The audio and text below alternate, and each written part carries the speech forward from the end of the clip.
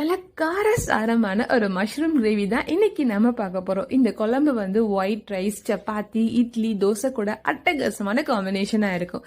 So மஷ்ரூமை clean பண்ண start பண்ணிடலாம்.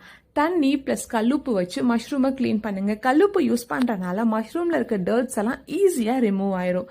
Remove ஆனதுக்கப்புறம் அகெயின் 2 டைம் வந்து வாட்டர் வச்சு வாஷ் பண்ணிட்டு கட் பண்ணி யூஸ் பண்ண ஸ்டார்ட் பண்ணிடலாம். கடாயில் ஆயில் ஆட் பண்ணிட்டு அதில் ஹோல் ஸ்பைசஸ் ஆட் பண்ணுங்க. அது கூட கருவேப்பிலை, வெங்காயம், தக்காளி ஆட் பண்ணி ஃப்ரை பண்ணுங்க. தக்காளி நல்லா வெந்ததும் மஷ்ரூமே ஆட் பண்ணுங்க. இப்போ இந்த ஸ்டேஜில் வந்து சின்ன வெங்காயத்தோட paste, ginger garlic paste add பண்ணுங்க. அது கூட குழம்பு மிளகா பொடி, மட்டன் மசாலா பொடி ஆட் பண்ணிட்டு கல்லுப்பையும் ஆட் பண்ணுங்க.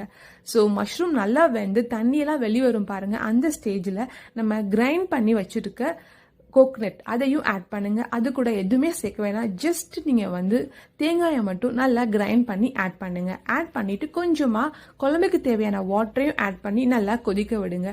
கொதிச்சதுக்கு அப்புறம் ஒரு 5 மினிட்ஸ் கழிச்சு ஒரு 2 ஸ்பூன் இல்லை 3 ஸ்பூன் தயிரை நல்லா கடைஞ்சி ஆட் பண்ணுங்க.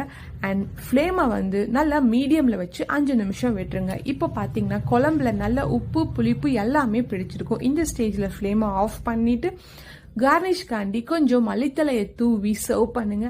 அவ்வளோ ஒரு டெலிஷியஸாக இருக்கும். அண்ட் இது டேஸ்ட் வந்து அப்படியே நம்ம சைட் குழம்பு மாதிரியே இருக்கும். அண்ட் ஐ எம் ஷுவர் உங்க எல்லாருக்குமே இந்த குழம்பு ரொம்பவே பிடிக்கும். ஸோ ட்ரை பண்ணிட்டு எப்படி இருந்துச்சு அப்படின்னு மறக்காம எனக்கு கமெண்ட்ல கண்டிப்பாக மென்ஷன் பண்ணுங்க.